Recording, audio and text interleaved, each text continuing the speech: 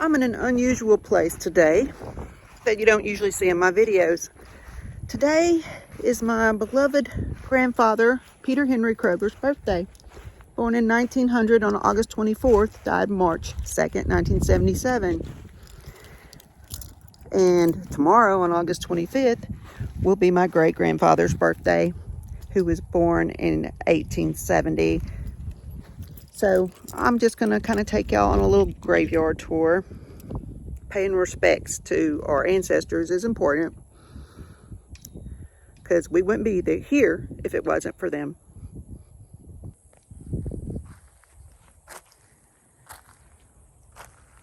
This is a cousin that died as a baby. I can't remember his name, and there's no marker. They were a Kroger. This is my baby sister. She was born when I was 2. She lived a few days. This angel's been here since I was a child, and I actually painted it, but the paint is obviously worn off, and somebody put a little bow on it. That was nice of them.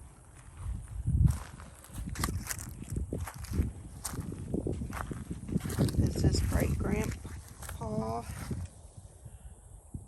Henry Kroger. I recently found out via Ancestry.com and FamilyTree.com that his birth name was Christian Heinrich. And he was born in Prussia, which is now North Germany. I put that little train statue there a long time ago. I used to come out here and paint these, but then life happened. Life happens, and I just haven't been able to get out here and clean them over the years. But obviously, I need to do that, and that is going to be on my to-do list, and maybe y'all can see the results of that. This is my great-grandmother, Maria Tiborcia Villanueva Kroger, born on September 9th, 1875, and died on April 6, 1944. What a woman. I have a story for you about her that will be in an upcoming video about how she went to Mexico to get her nephew when her sister died. This is my grandpa, Peter Henry Kroger, whose birthday is today. He would be 122. He was known as Papa to everybody, but I called him Grandpa.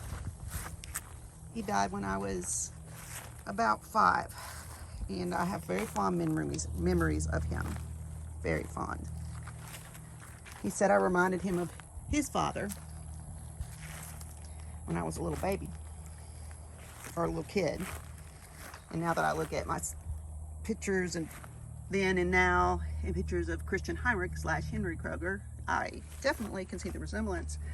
This is my grandma Lupe, and this was one of her favorite pictures of herself by this big cactus in Mexico. She was Maria Guadalupe Cervantes Kroger, and her birthday was in December. She died in 2008, and I got to spend the last year of her life mostly with her, helping her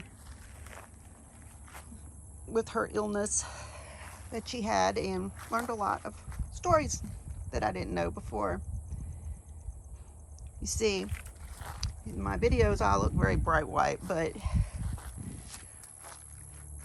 my grandmother was from Mexico.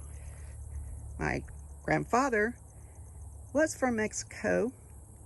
His mother was from Mexico. His father was of German descent. So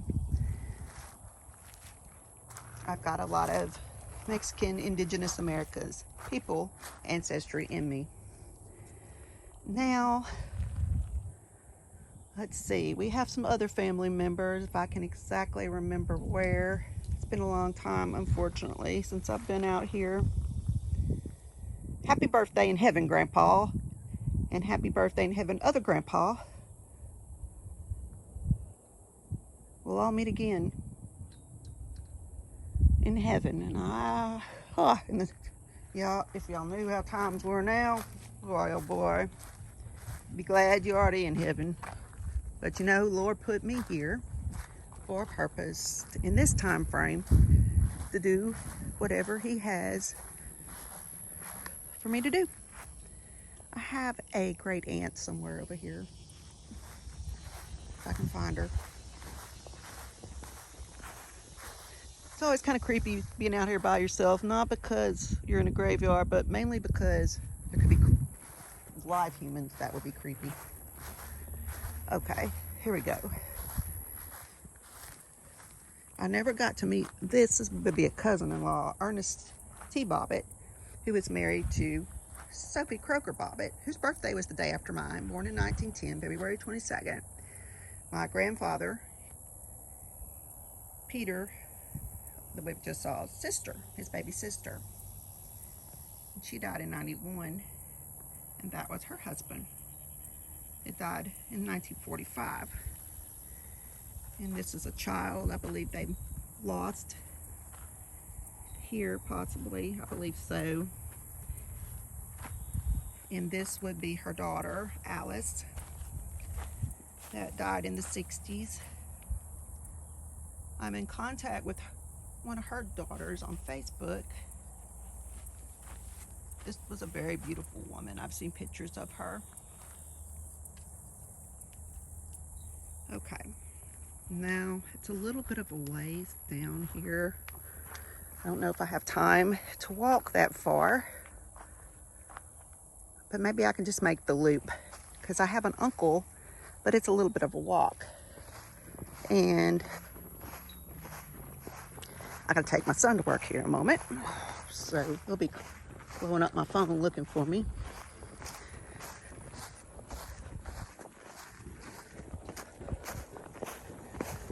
This cemetery has been here, I guess, for quite some time, since people have been living here, for sure since the 30s, probably the 20s. There's other cemeteries in the area. Let's see. There is a grave that I always used to be kind of interested in when I was a child. I think it's up here, because of the marbles. These marbles were put in here, and they've always been here since I used to come here in the 70s to visit the graves, like when my grandpa died. This child died in 1931. Rupert Sell Autry, October 26th. So he was very young. Children died of diseases that kids nowadays have shots for and antibiotics for and whatever. It's so sad. I can't imagine. This was a baby too from the 30s that only lived a day. Very sad. All right, let's see if I got time to get to the other side. If not, we'll do it later. Okay, I had a few extra minutes, so we did get it to go over here. We're going to see one of my most interesting relatives that died when I was just a teenager. It really bugged me because he was such a fun, happy person. This is the grave of my Uncle Bill. He was a railroad engineer. Albert William Kroger, birthday, day after Christmas in 1948, died September 1st during the Labor Day holiday, doing what he liked to do, which was playing out there at his camp on the river.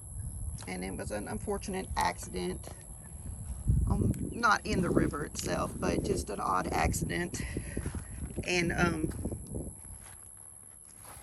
he was tragically lost and very beloved. He always had a smile and he was always joking. And if I can pick a relative who will be greeting me at the gates of heaven, this is going to be probably one of the first ones. Like telling me what took me so long to get here.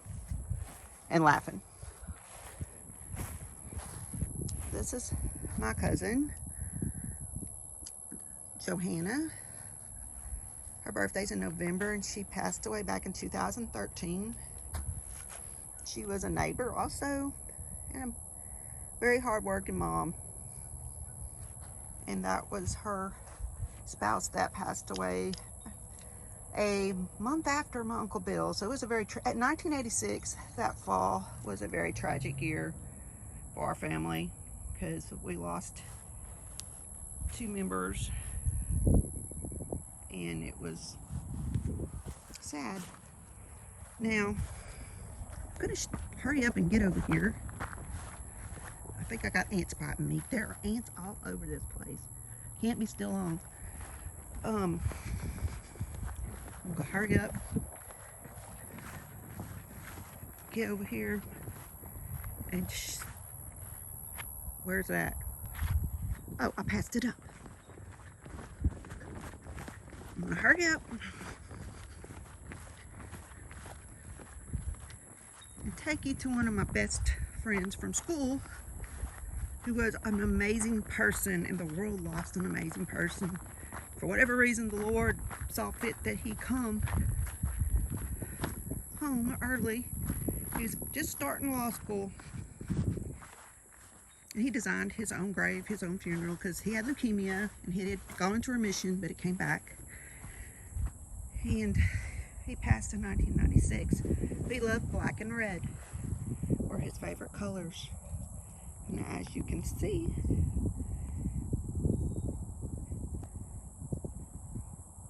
he has a very beautiful resting place. And that was him. His name's Dallas. He even has his name done in red. Dallas Anthony Yellett. We had some good times in high school. Remember, this was his fraternity. He invited me to a fraternity party, me and my friend. And we went and we had a good time. You know, we didn't get into trouble, amazingly. But being that it was in Shreveport, because he went to Centenary College because he had a wonderful singing voice. Centenary is kind of like a choir college, but also a regular college. They're known for their famous choir. And he had one of the most amazing voices. I mean, he's up there singing praises to the Lord with that voice. Okay, I got to get back. I also have another, couple of uncles up here. I'm going to see if I can get over there and maybe, I don't know. I'm running out of time. And I have an uncle in one area over here and another uncle and aunt somewhere over here.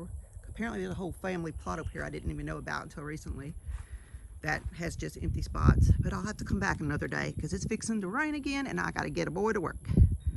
Thank you for taking time out to watch this. And next time when I have more time, we'll check out some of the